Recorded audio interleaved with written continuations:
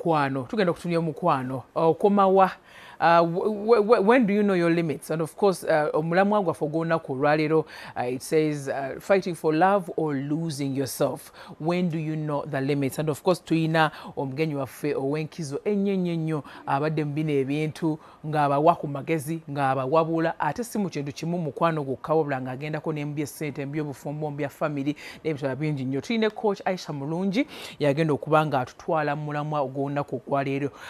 Tukyegendereza nate tubayitira amawulire ag'enjawulo kakawungeezi muba mukalaba n'amawulire ag'ekiro nga tutunulira ensonga obutabanguko mu maka omukwano gye gukomya abantu. And recently mwalabye omukyalo oyo Munnakenya case eyo the story yabaddewo omukyalo oyo eyafumisa abaana be abamu ne bava mu bulamu bw'ensi eno abalala bali mu ddwaliro bapookya n'ebiwundu ebitagambika.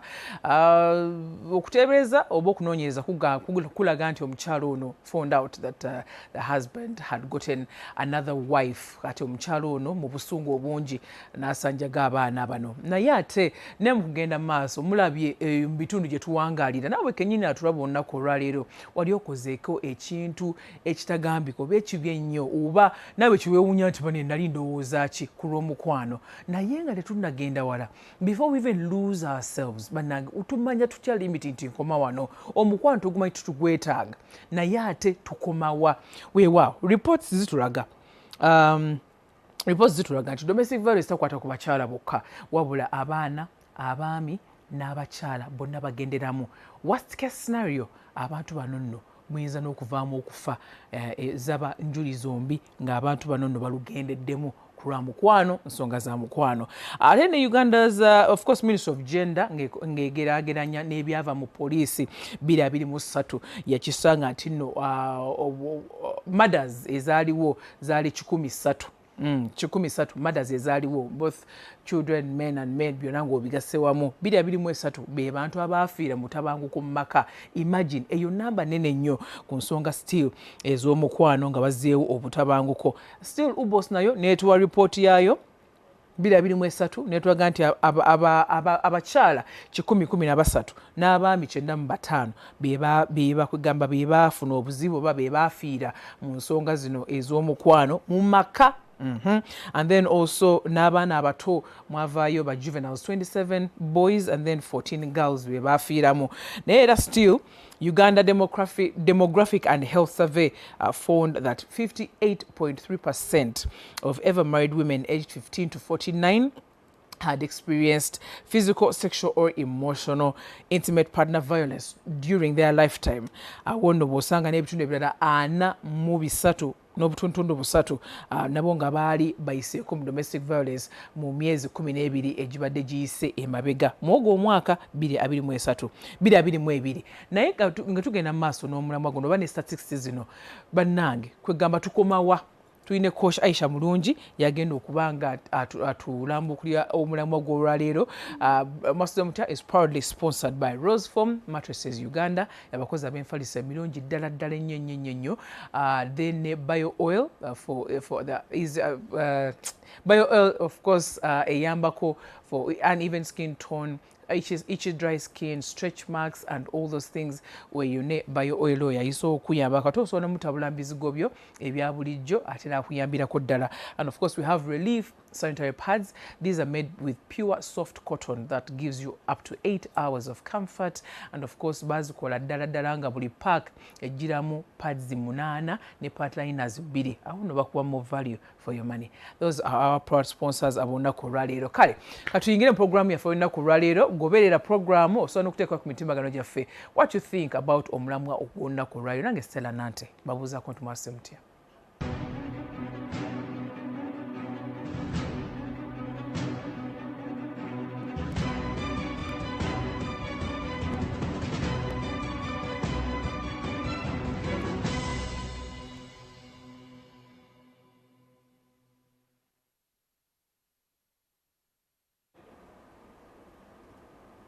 Kale tuddamu okubaaniriza tugenda omulamwa gwaffe ogw'olunaku olwaleero natwataddeyo no posta n'omulamwa gwa kweguli abantu ne babeera nga bakubaganya ebirowoozo. Nina messages wano in my DM ng'abantu bagamba Lucy abantu begamba atwala partner we nti that is the scent of happiness. Yafuna oyo yamala ebizibu byonna yonna yamala yatuuka.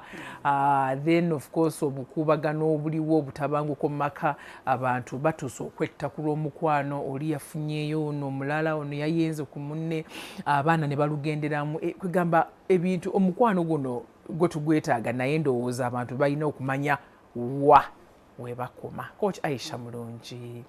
Wasuze otya mukwano? Nasuze bulungi Stella, wasuze otya? Gyendi. Ng'olabika bulungi. Kulaba eyo TikTok. N'abantu baffe b'okwasaganya mu nsonga z'omukwano. Bo weebala emirimu emirungi gy'okwasaganya. Buuza ku bantu baffe Coach. Abatuwuliza n'abatulaba Mwasuze Mutya. Ndi wano nze Coach Aisha mulungi okukwasaganya ensonga eno tugyogereko tulabe how far can we go. Yes. Omulamwa gwaffe ogw'olunaku olwaliiro nange wagutegeddeko. Fighting for love or losing yourself, when do you know the limits? Wegamba ebintu bino ndowooza otubola otuwayo tutandikire ne omulamwa guno lwaki tutasobola ogwogerako right now. Omukwano guno abantu bakiyitanga ekintu ekyokusaaga naye kituuka n'abantu okubeera nga bettingana oba nga bafuniramu obuzibu. Lwaki tulina okyogerako? Ndowooza omukwano kyekintu ekinene ennyo kye tutwala nti ate kitono ddala. We have trained people in so many different things. Abantu tubabangudde mu bintu bingi. But no one talks about love because it is emotional. Buli muntu alina bw'aguwulira. Kyova olaba tegulina topic ntuufu. Yogamba oba nkwate wano oba nkwate wali. Naye ng'ekyaddala kiri nti abantu tulina nno kati okutandika okwogera ku mukwano. Limits zaabwo. How much do you fall in love? Actually nabagaana okugwa mu mukwano. Walk through love. Yes. Walk through. Because if you fall, you break. People fall in love, that's why tufuna ebizibu bino bingi nnyo. Stop falling in love. Walk through love. Nga mindset yo eri sober. Soke today. People are falling in love. We fall in love.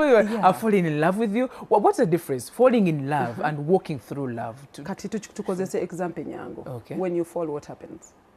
Don't you get bruised? Injury. Don't you break? Trauma.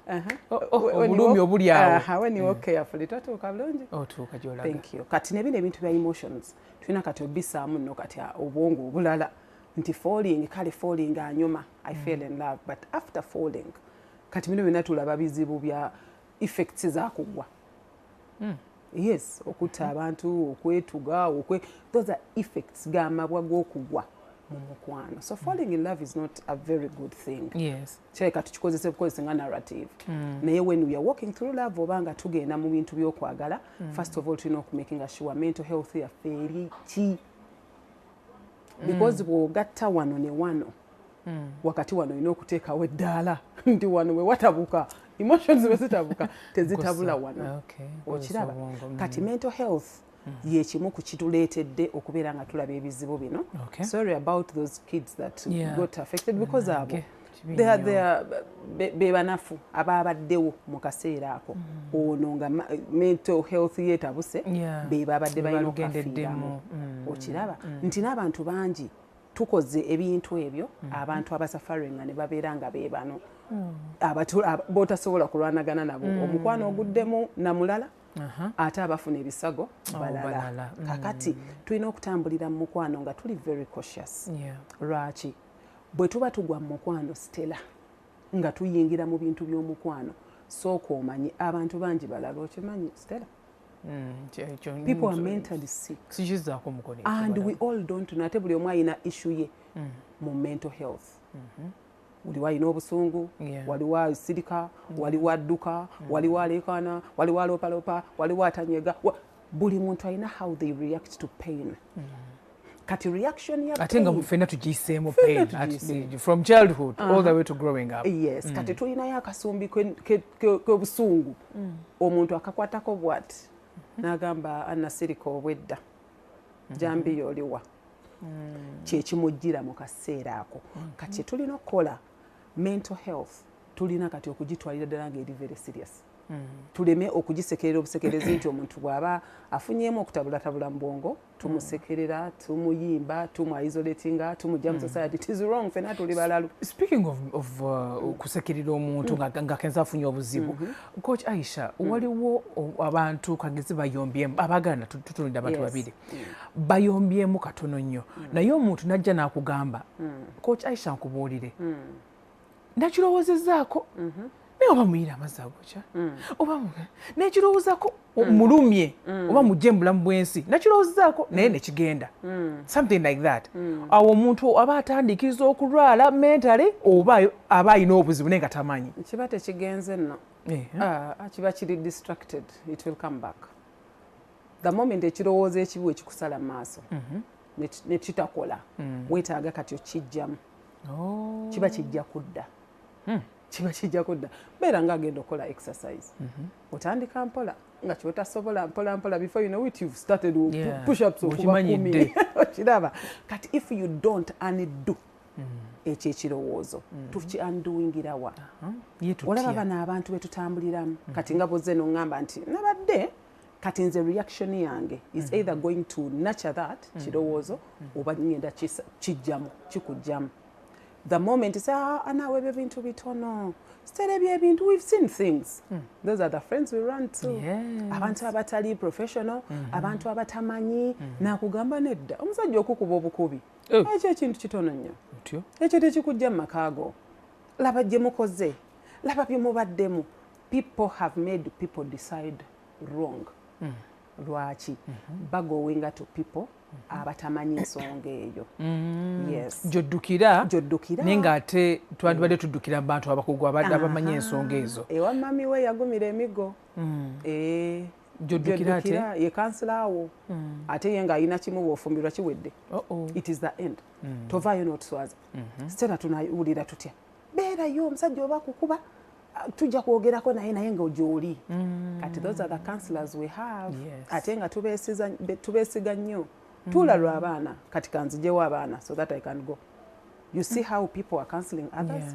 Okiraba kati ono omukyala yalina ebizibu n'alaba nga bano abaana be talina gwajja balekera. Kati ekirowoozo ne kimusalamu. Maybe someone has been telling her bw'ovaawo abaana kakati bagenda wa kakati bw'ovaawo n'alaba nga abaana bafuuse problem. Ba counselors betugendamu abo bakwano baffe bazadde baffe people that do not know any better nga yamanyi obufumbo kyekigendererwa kyokka in life. Era still tutunira baagana sinakindi waliwo abatulaba right now NTV ne Spark TV nga batudde awo bali mu kwetegereza bali mukuwuliza bulungi nnyo nga bafunye obutakkaanya omukwano guno simanyi things resentment pain they build over time and I think unresolved issues noza building up and piling up into something else, something more dangerous. How do we talk about these issues? Mental health status, nange, how do we meet in the middle? Kati olaba ng'omwana oyina omwana right? Omwana oyo bw'oli musangamu ekirowoozo ekisanya bakapiira. Where do you go? Ekisamba kapiira? Ng'olaba atambasamba nga where do you go? Bakochi abatraining omupiira. Kakati waliwo ekigambo kye tuyita life coaching. People undermine that word, but everyone in life needs a coach. Omuntu atambulira mu kigendererwa kyo okutuusa ku buwanguzi bwakyo becomes your coach. Kati ne mu bulamu twetaagamu omuntu nga they are just a call away nga they know your story, they know you. Abantu abo tulina befriendinga ne babeera nga they are part of us. Ndi bwe tuba tutambula the journey of love. Omugamba nomunange Stella bw'oba gwe life coach wange ng'oli of course professional. Chino whatever happens omuntu oyo naabanga alungamye ekintu ekyo because akimanyi from the genesis. Naye kati bwe tujja kati ba counselors tutula ma office gaffe oli naakonkona najja n'ebizibu bya myaka 4 nga you can't sort those issues within an hour or 2 or 3. Kati omuntu yenna ng'otandika olugendo lw'omukwano wetanire nnyo ba therapists. Mwembi gwe n'omwami because tugambe ffena tuli balalo at certain times. Kati gwe n'omwami woba n'omukyalawo walk through tambula olugendo n'abantu abo bakugambe nti ate gende wa coaching omwesige togenda wa coaching kati coach ono asobola okubeera maybe pastor oba taata wange oba uncle omuntu gwendabamu nga ayina ensa bagita nsa yes asobola okunnungamya obulungi omuntu yenna akugamba ebikuluma oyo mutuufu buli muntu ayogera kyoyagala owulira dduka ng'ajja kuleetera ebizibu wene basama asitera tetukola bwe tutyo that is wrong n'ayimirira to your face n'akubuulira ayinza okuba taatawo nga tali professional naye ate ng'omuwulira nti asitikinga ku nsonga ebintu bye biri straight nga just ayagala kusanyusa busanyusa naye bw'oba osobodde genda ewa professional life coach. Speaking of coaches, ogambye abantu bangi bajja gy'oli ne bayogerako naawe ensonga ezimu ez'omukwano ez'essente ez'obulamu and like you've said everyone needs a life coach in their lives. Ate nno tekisana kubeera nti ali professional but anybody g'owuliramu ensa ng'asooka oga ekyo n'okiwulira oyo noweewaawo waliwo wewaŋŋamba ng'onnyumiza nga nti abantu abamu tebajja nawaffe kati batambula ne beevuga ne bagenda bwe butabika ne yeekyekinga ini bulungi nnyo naye nga ndowooza ng'alaba kisusse then n'afuna help gy'abadde yeetaaga. What is the cause of all this? Muntu watuukira ku eyo level. Olaba Stella, ensi tulabye tubadde tujjanga tutambula naye tetumanyangako nti tujja tuuka ekiseera buli muntu atule yeefumintirizeeko. Akaseera ako twakafuna for 2 years mu COVID. Buli muntu yatuula nga ne distractions zonna z'obadde nazo zisiizinze kati ne tutegeera nti abantu balwadde buli muntu ne yeetegeera after COVID tetulaba nga ebintu bitabuse mental health ngeri too bad because people yatuulanga ne yeefumintiriza n'alaba sida bwe yamulumiza n'alaba nga obufumbo buno n'alaba nga okuzaala ennyo si kyekyali point kaka ne yeezuula ye yennyini kati atandika okuhandolinga those effects ezakirize yali talaba kuba bwe tubeera tudduka mirimu kukoowa kukola kiko some things slip away kitegeera but for those 2 years buli muntu yadda mu nnomo n'amanya nti baana bano mbadde mbakuba not because sibaagala but because mbadde sisobola kino kati people psychiatrist hospitals zirimu kati aba clients nga batya n'okujja okuvaayo ne baga naye mpulira kino oli n'agenda n'agaba naye mu nchecking emu obwongo bwange people started realizing nti ndabika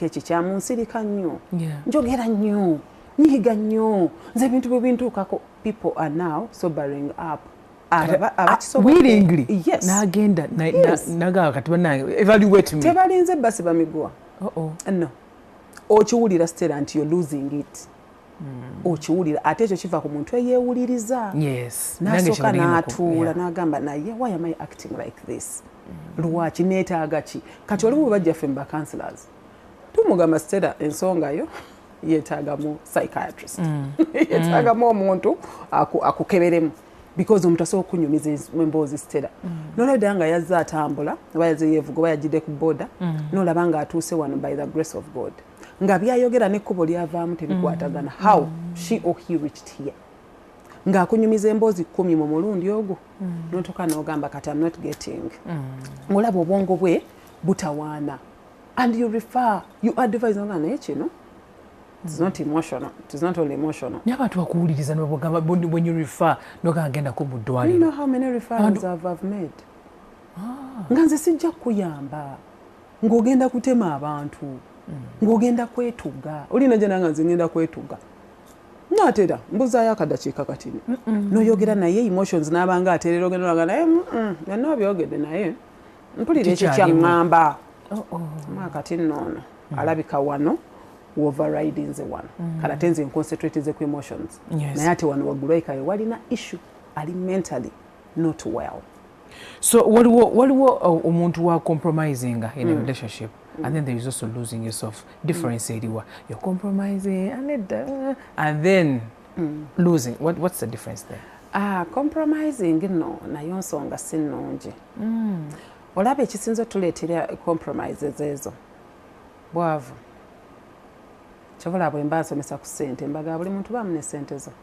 They give you options. Money gives you options. Nogana naye wano nedda kusinzira ku kino nedda. Yes, you have options and you can even say naye Stella, according to ABCD, I think I need a separation. People don't differentiate between separation and divorce. Omuntu omuga nti banange let me take a break. People don't take breaks. You need to take a break. Nga tovudde mu bufumbo nti odivosinze, but wejjeewo osooke weetunuulire, otherwise ogenda kutta abantu oba bagenda kutta.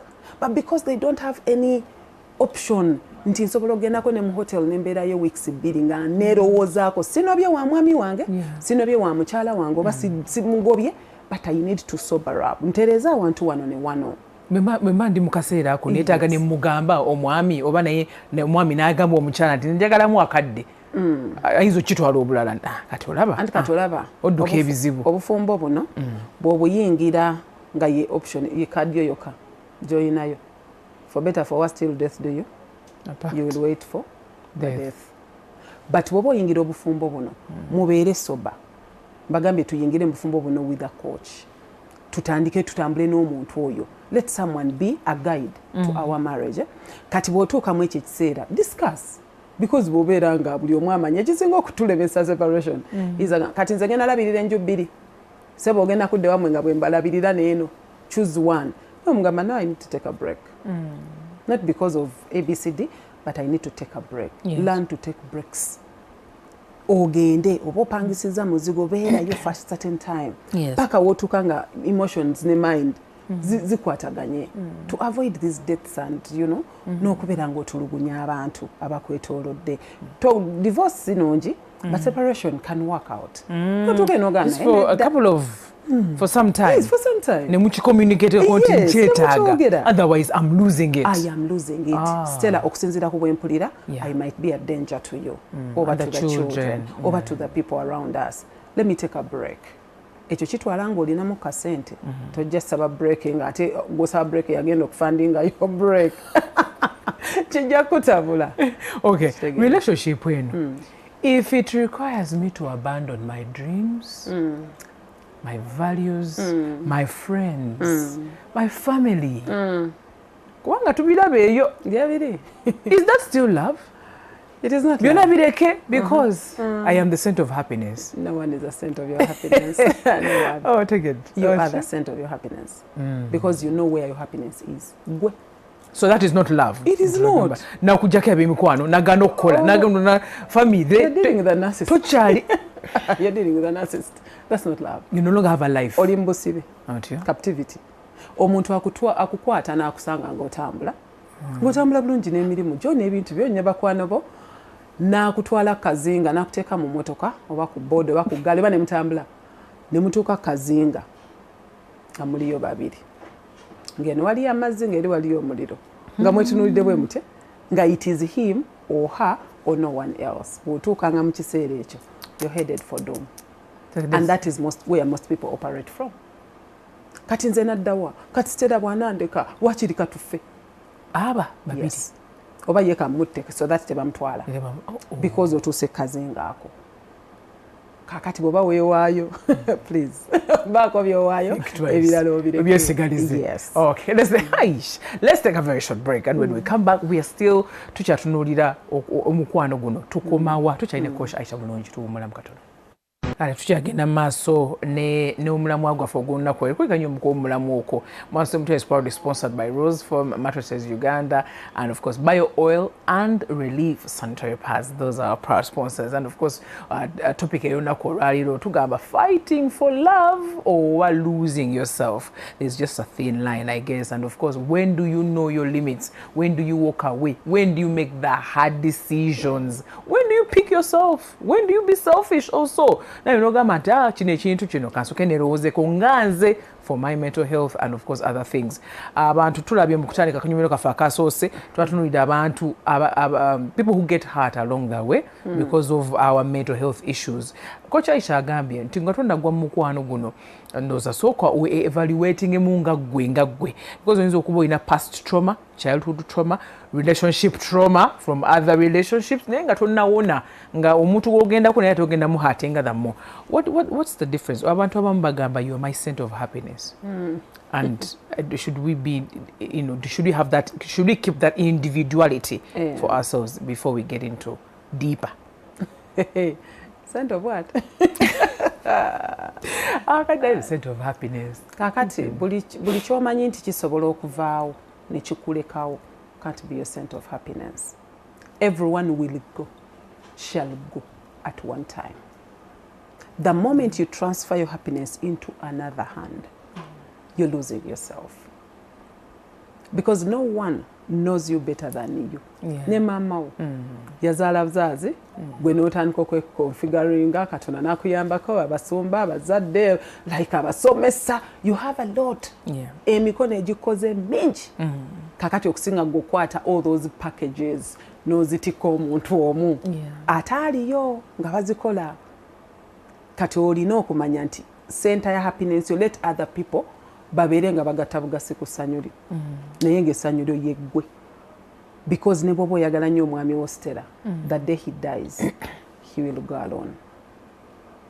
Buli lw'omanya nti ono n'omwana wo omwagala nnyo lwalifa era bakwata togwayo bannange togwayo, don't fall there please, it is not good.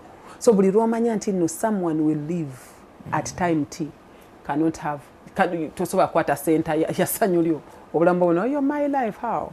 No. Relationship very unhealthy ogirabira kuki?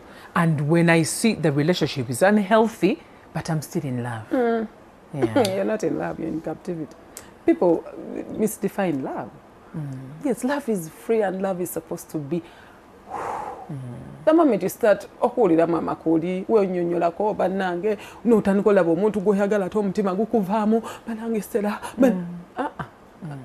something is wrong. If you fear to explain to your man or your wife okumunyonyola nti omanyi I'm going to be late for the moment you start to look at their numbers musimu yo n'owulira triggers nga zitandika nga kati just ebintu kati byatabuka buli lw'owulira nga there is fear you can't even address, you can't ayira agenda kuyomba buli kyamugamba ayomba nolabisimu nga omuntu omutima ne gutandika kati agamba ki kasi otandika those questions you can't speak freely because love is free. That's where you speak everything and anything and nothing actually. So kati bwoba otandise okukola rehearsals speech eri omwami but I need to my name is Aisha Mulungi naise wano nempitako Serena maybe nga ekino bwe nakimugamba jagamba Serena ate wabadde onoonya like ng'olaba nti you need a lot of explaining to do. That's unhealthy. It is very unhealthy. Kasi otandika okukutanga there are some things you don't want someone to see.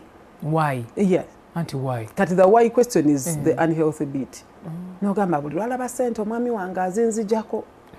Yes. Some people sente zo zonna oziteeka wano ate ezize zonna n'ataziteekawo. Buli muntu ng'alina kale ng'omuntu akutaddeko akazito n'otandika okuka ekirolo omutunuya n'ogaana naye singa si Yesu. Okimanyi Coach Aisha, waliwo abantu ebyo byonna by'omensionize nga weebiri naye ng'ate ye agamba ali mu mukwano nga takiraba nti it's captivity but it is love. For me nze mwagala bwentyo. I love a man who controls me. I love a woman who controls me. Awo nze mba mmaze nze weomba ntuuse but is that normal?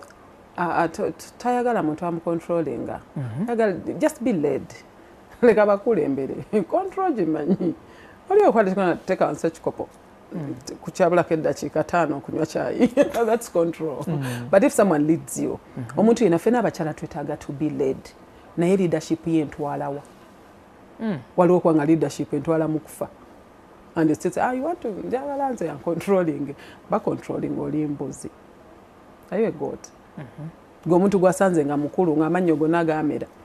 You need control? No. You need leadership and guidance. And that authority was given to a man by God. Ne waliwo abakimisi using nakikozesa bubi ate yena nafuuka dictator actually. Nga obulamu bwo abutaddeko buli kimu decree ogenda siba nviiri nedda kati olina zisibira wano kati tosibe empanvu ennyo tosibe ennyimpi ennyo tosibe eza kala kati that is what you want. Is that what you want? Omuntu ajja kugaina instead akaviiri ako. To me, what do you think? Ndabanga let them give an opinion but not command. As my wife, you as my wife, you know, otandika okumenya okumenya munno bwe tuba nga tuli mu bufumbo oba nga tuli mu relationship ngeri healthy, we need to talk about things and jokingly. Toleeta teeka n'okuba ennyondo. Nze nkubye, I've judged, I've passed a judgment. It is either my way or no any other way. Then that one, olabika nno oli mulwadde yo gwe omu ku balwadde be tudiscussingako nga tomanyi and anytime you let loose ojja kukola ekisingayo tusomeko mu mawulire because if you sense njagala nnyo omuntu nga nfuga tentoyagala mufuga ntoyagala mukulembera yes olina kumukulembera don't rule lead be a leader not a ruler bw'onoobeera ruler mu bufumbo bwo ogenda kuleeta emitawaana bwegiti oba oggoka bantu balwadde emitima because of marriage genda mu Heart Institute ng'emmotoka olujja omuntu n'atandika panikinga pulses nezikuba nnyo n'omugamba bannanaga naye kasa akomyewo eka at least is home n'omugamba mukwano yes absurd ng'omuntu ajja n'akubuulira mu office esimu olukuba kyonna nenaga kanziruke muzike ajja kulya ati ndi bantu n'atandika okulinya boda awamu n'ava ku boda n'addukawo you're going back home. Is that home? Never put an adukao. You know, Galabe, Missin, the Jimoy, Tazukutte Mungalo. No. Because they are going back home. We can't get to that extent. Kato Jakurala, Omtimagu Jakurala, Bota Hatting Bakulinani, Gumunyini, or Jakweta, because we've seen people take that decision. Gaulida to say what she's saying, gay. Gaulida to say what she's saying, I never know Fumbo Baganda. Come on, so anyway. Never do a more Fumbi Rabananga to Dechitanda to Churches, Zaira. It's as if you're chasing me away. Let parents normalize it. Marriage is a situation where two people ngabali mukwano webatesa ne bakati we are living here fetuvude wa mami ne daddy tubeera wano. Don't close those doors. Abana bamwe bali eno basafaringa fa ababalina nenga agamba numubuza mama ojali ejali nemananga nti bagamba if you fail marriage era tatange reverend manya tata wange musumba people are in those. Please parents, open up, open those gates. Let your children come back alive other than coming back in caskets. Because I think it is better that way. Nti abana tubaterewo tugambe okay bili twabyogera but they are just sayings. Bolabanga the worst has come to the worst. Involve us and be forgiving. Don't say nfumbi emyaka abiri tewafumbira mwami wange mami. Maybe your man is different. Maybe go choosing that life, but me I'm choosing another one. Our parents never knew better. Bobali baga marriage is marriage. Neje bava baddukayo buddusi tebaagala gendayo. Nefe kati muntu kuzizanga life is better. Let us come back to you for guidance. Mutuzeemu amaanyi. Let marriage ekulukutire mu family. Ereme kulukutira kunze nzeka. Abantu bali overwhelmed. People balina weight ziri kuno. And people marry for different reasons. You married for money and now you're asking for love. Oli mu buddu. Antu bagamba omukwano gunasangayo. Tegukusanga. Obeera nagwo. Obeera nagwo. Choose a person that is not going to drive you crazy. Speaking of a person who's not going to drive you crazy, I believe we never you get there. And you're speaking like a real life coach indeed. Omuntu wagamba nti no this person is the center of my happiness. It's either him or no one else. And of course, osanganga abantu abamu balina trauma zaabwe nti ye akuze ayise mu trauma bamukala basanye bakito batya ayise mu am I saying it right? You know, and they've gone through it all, challenges and all that, and they are traumatized. But at what point do you send your money? I think there is love for me somewhere else. Nakula ni childhood trauma yange na I'm dealing with it. And I can do without this person. Okay, to the people that are already married, baba therapists and all that, for people that are not yet there, don't go there unless you have dealt with these traumas. Because they will be sparked. Marriage is something that, as Uku said, the lioness or the lion in someone, because it's a lifetime commitment, first of all. And secondly, bobanga olinayo akantu ke mabega ke wajjana kakagugu nga tewakaletinga go. It is what is going to start disturbing this marriage. Sometimes maybe people don't know. Sometimes when those abantu bamanyi nti balina trauma. So can you give us examples of you know, some of those things we get ko never clients? Baba akulira maka gatulugunya. Aiza kubanga mama yakutulugunya. Some parents are narcissists.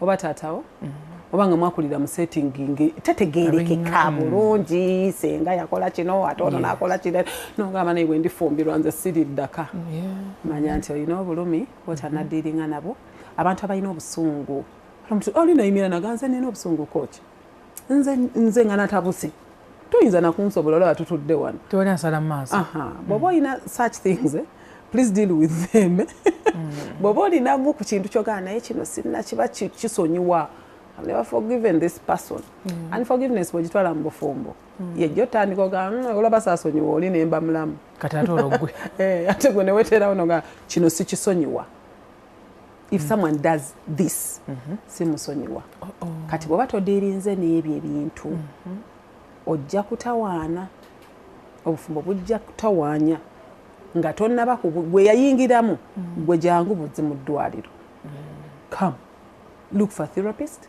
look for those people to talk to you look for us go to counselors go to life coaches go to them bakuwulirize and don't fear abantu bakuze balaba bazadde baabwe nga bakubagana bettingana nakula n'ekintu nga yamanyi solution yokka ojjawo omuntu mubulamu bw'ensi ate story eri gye twatandisa nayo coach ey'omukyalo eyasennyeza abaana be n'abantu abalala beekoze ebintu ebitagambika because of omukwano gulowooza eyo point ebeera extreme nti omuntu oyo kati asaana nakujja in society ne bamutwala ne bamutereka ewantu because nga tannakikola tetusobola kumanya nti they are even capable of it because our neighbor according to the news that the research that we did baludde nga bali okay just weyawulidde nti kati afunye omusajja omukazi omulala kakati anti kati oli ali kazinga kati omukyala yali kazinga kali kenkugambye akali dangerous nti bwe yatunula nti eyamutwala awo ate afunyeyo omulala bagenda fuuka basatu kazinga naga tekikkirizibwa munze tekikkirizibwa kati ye munda mu ye yennyonnyodde nti tekikkirizibwa kati njagala okwogerako n'abantu waliwo n'omulala n'atera okikola waliwo omulala ategese ng'ali mu ddiiro nga kirowoozaako njagala okubuulira omukazi munnange oba omwami love ebeeko weekoma love ebeeko weekoma omuntu ono yenna okujjambula mu bostera ne bw'aba asookedde kuggwa ayinza obutamala naawe ekyo mutandiko kipracticinga mu mutwe lwaki we are different teri muntu alisoma muntu n'amumala nawe sitera olina by'oteemanyiiko wali ologa nti okay ngabadde naawe for all those years ne kati waliwo akusanze halfway nga waliwo ebintu sijja tunulayo ne bw'oba wakula naye omuntu yekka bwe yeebaka yekka alina emboozi ze yeewa yekka sitena olina ebintu byoga kino never let go kino nedda nga kikyo kati nga ne bw'abaani ne bw'ali bamwamiwo nga ajjako togendayo don't go there kati njagala abantu bategeere nti omukwano gugoyinga south waliwo omukwano we gukufuukira ekizibu learn to take a break kimu kyakubiri wennyonnyole nti ono omuntu musanze atambula ono omuntu musanzeewo ate era ne bwe nettanze ajja sigalawo kubeera amala okuziika ate n'awasa so it is kati obusungu bumalira ku bantu abala nga ye alowooza agenda kukulumya kati kamumalire kwono ku muntu omulala but just okulumya let me just use this too talumiddwa kati abaana obassa agenda zaala jukira he started a relationship if that is what is true but starting as you're killing these ones for him is making another family and you're giving him reason to walk away actually and never return kati gwosobola obeera n'omuntu bw'ati olaba obusungu bukufudde omubi ng'atayinza okuba omukyala ali innocent ng'abadde heart bambi ng'abadde heart but because akoze ekintu kino kati ensi yonna egamba mukazi mubi nnyo mukazi mubi nnyo naye munda muli nga n'omwami akimanyi I caused this naye nga tasobola vayo n'agamba nange nze nakimuleta agamba nze nabirabirawo kyoba olaba nanoonyayo Stella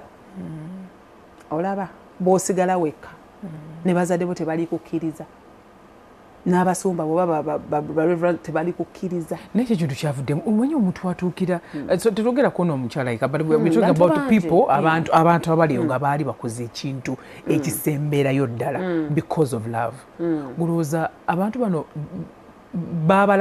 babalabamu behavior eyo they didn't pay attention or ng'olaba omuntu ono tali bulungi naye ng'ogamba maybe ajja kutereera n'olabawo red flags n'olabawo ebintu by'otakkirizaganya nabyo ggwe nga ggwe naye ng'ogamba with time like ajja tereera ate abantu abamu we batwagala oli azuuka ku makya nasisita azuuka ku makya n'akubalira n'agamba nja kukola ekisembayo mukoze ekisembayo because it is an action and a reaction. Kiddemu nja kukola ekisembayo mukoze ekisembayo nga simukuteeko nga simukuteeko and when you fall suit kachovola abantu ina programs nga zino nti someone sparked this person intentionally because omusajja akwana omukazi omulala ng'akimanyi nti alina omukazi eka era yamusuubiza obutawasa mulala era ne bawandiika ne decree ne bagamba era ffenna aliva mu maka gano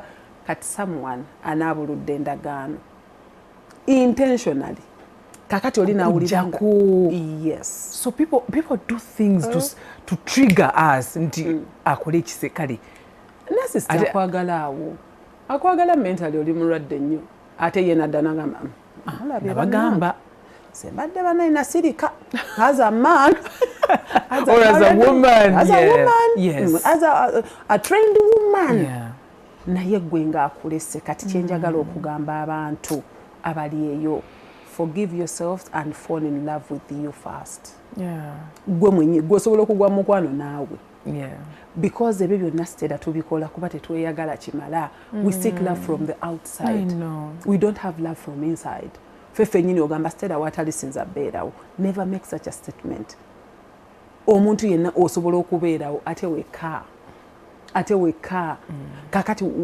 wekkirizise nti mala ekitegeeza when you love yourself otuuka ekiseera n'olaba omuntu oli ayagala kutriggeringa ayagala kukozesa nsobi ne weebuulirira n'ogamba sijja kutuuka waawo n'olabanga prison is calling okay, if I get this the chains are calling no, I'm not going there because I have to do this I have to do this I have to travel to Santorini next year prison is not my way n'otandika okubanga gwe weeyagala nnyo okusinga oli bwakwagala you're not going to do those things first of all onoonya ssente ekyo bw'omala okukimanya abakyala abali eyo abaami abali eyo ebintu ebisinga violences ezisinga ziva ku omu nga munafu ku mulala munafu inawe financially n'endowooza because oba tolina ssente golowoleza mu nsawo y'oli kyobola nti bajja tukuba otumalawo batuggyemu amannyo but the moment you have okugolola oluyi okuba omuntu akola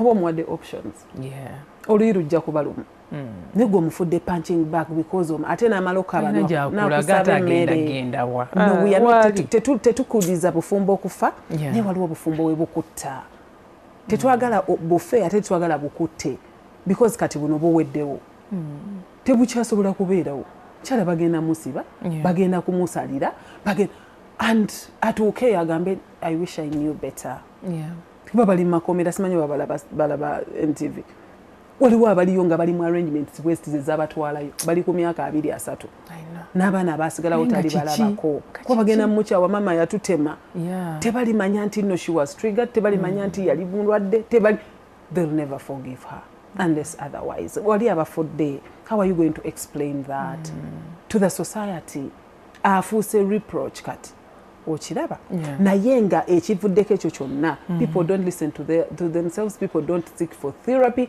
people don't go to professionals buli omu amanyi nti nja kwekansoling I love it when people say nja kwekansoling right complications ezijja with not knowing you can't who you are no you don't know how just when you're bunyonyozi to affirm what you feel and you think you're cancelling yourself. Your limits. Mujiramu complications. Yes. Health-wise and physical. Some of the things we did in never client abinja. Obutamanya chicholi. Chikufuula omuntu atamala. Because every time you're going to go to people that are going to give you wrong advice. Botagenda naba professionals kuba vele tujja kunyumyako. After all, we don't even know you. But that auntie you're telling these things. Wemuna atabuka mukatono agenda bizza bwati bikomewo gyoli sina kini ng'ayongeddemu ebipya by'otaamanya. So not knowing yourself is going to give you a lot of issues. Ogenda kulwala ekisooka emitima mirwadde, abantu balina cholesterol, abantu bali stressed, people are in depression, abantu osanga omuntu nenga si kintu kyene wabula emotions. Tulina disorders impitirivu Stella. Naye tulina eno ensanyusa ennyo, the smiling disorder. The smiling disorder? Oh yeah. Bananga omuntu omusanga ne wanda Stella, how are you? Bananga I'm good. I don't know who normalized the thing I'm fine. Ani yakikola ekyo ekintu. Kubanga abatali fine bona bali fine. People are smiling ku bulumi addidde bwa kwasimayiringira naye nga munda. Normalize speaking up. If Stella you're not fine, do not smile. Say Aisha, I'm not fine. I am not. These things are I'm okay. Yeah, I'm fine. No again I'm chitanda no gamba I'm not fine. No one is going to know what you're going through. Eyo smile abantu bava mu kusmilinga nakola ne ka video nasanyuka nnyo nagenda yewo obutwa ngamaze. Yes, nga buli agamba wow. Wow, tulekera ukakasa society. Ndi we are still married. Me and you. Waliwo point gye wayogerako one time twali tunyumya nogamba nti nno abantu abali mu society bakuliriza nnyo sinakindi omuntu akoze ebintu ate ebitagambika ebiswaza ne mumukuliriza. So I think that also has implications. Olina engeri kiba kireeta simanyi oba kijjukire ddiya because olina engeri gye bakiteekawo nti abantu abakola ebibi abakola ebikyamu osonga omuntu ng'atulugunya mukazi we naye nga society egamba kalabe omukazi mbadde amususeeko kamukube. But is violence the solution? Violence has never been the solution. Naye society yaffe anabo balwadde bannaffe ng'ogyeko violence but other things bye bakuliriza naye ng'olaba bikyamu nga bigenda asize abakazi bataano. Otyo he's a man. Oyo omusajja tagambwako ate ne taata we bw'ate bwe yali bannange they are men. Naye bano baagattagatanga emirengo bali batya. Has anyone afuddeyo okuwulira omuntu ono bw'awulira abantu bawaanye nnyo ebintu ebitakola. Yes, abantu abatalabira abaana. There's just a lot. Yes, omusajja azadde omusajja alina zaala. No, he's a man. No, as a man lwaki tazaala? But really alabirira nibo balabirira. Still if you're my husband, you're siring children from here and there and you expect me abaana balere you know balera ate bw'omukubako ababonyabonya stepmother mubi but you okitegedde kati abantu bakupushinga to do the worst. Musajja azadde abaana abali ate ne waliwo atalina remorseful nagamba ayo in my house whatever comes here these are my gwatali musayi gwange kati bayagala you can go abaana bagale. Someone forces you to love and yeah. love is not self-forced. You either love or you don't. There is no grey line now. Tewali. Either I love you or I don't. Tewali wa ogamba nja mwagala bamuleete abaana mujja batta mujja bakola obubi ate era stepmother anenyezebwe. But have you seen how these children came into my life? I married this man without children. Netuzaala abaana nayongerezako. My last born is 10 years. Kalate ayinayo wa 3 months. Yeah. We are looking at how society has of course made people run mad. Waliwo omuntu ajja n'akukwana oba ne mugezaako ebintu ne bigaana. Yes. Omuntu oyo n'atakkiriza nti kati omuganye. People take rejection to be the worst thing that has ever happened. Abantu batwala rejection so well. Let's talk about rejection and how to accept that. Tumanyi waki biganye. Kamwesonyiwe muleke. Waliwo omulala who is made for me. But ono kamuleke. People don't let go. Bana abantu bakufiira ku bantu ba bufiizi. Okimanyi nti tuli balalo. Ekyo bw'oba buuza ekyo. Yes, we are mad. Ate ekirala tetweyagala. Omuntu yenna ayinza n'agamba bwe siwasa Stella wakiri offa. Yeah, I know. Okitegedde. Kati oyo omuntu akulemezaamu n'agamba nina kuba na Stella nga lwaki aŋŋaana wakiri kannette teweeyagala. Ositudde validation ezo zonna ositadde muntu omulala. The moment you fall in love with yourself atakwagadde ogamba badde aŋŋaana kulya ssente zange oyo Stella. Let me look for another person. Naye waliwo oli agamba if it is Stella and Stella alone n'akola ebintu ebikyamu wakiri n'akusaanyaawo n'agamba if I can't have her no one else. Kati era eddalu sinzoole. tusibula abantu baffe mu dakiika emu bambi omulamwa guno parting shots bambi. Abantu mwenna abali eyo, let us normalize okukakana, let us normalize okuta ekiganye. Don't feel bad about a failed marriage. It is better to leave a marriage ng'oli ku bigere otambula than okugenda eruzira marriage ne mwawukanira luzira ate n'okomawo nga yakutwalayo yawasa n'embaga eri mu butabo bagiragane ku TV actually. So nga yoye yali akussa. I know. Don't kill your children because someone has given birth to his children. Normalize nti bano be bange nange.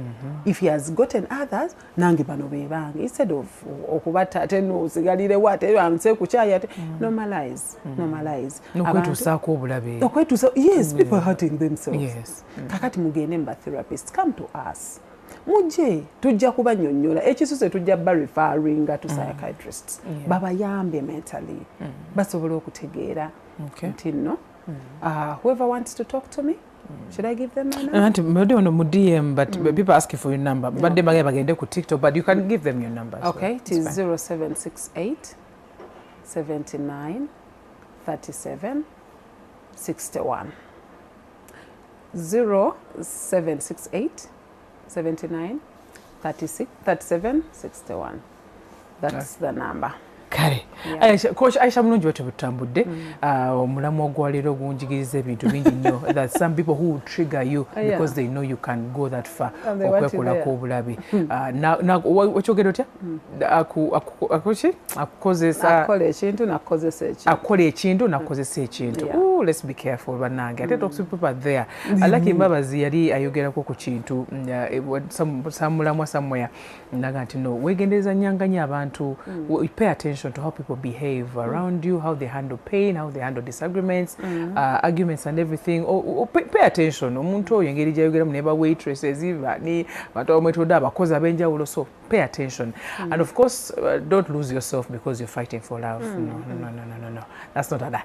Kale, twagaliza onako olungi mbagala nnyo Mukama bankuumire. Mwedaba.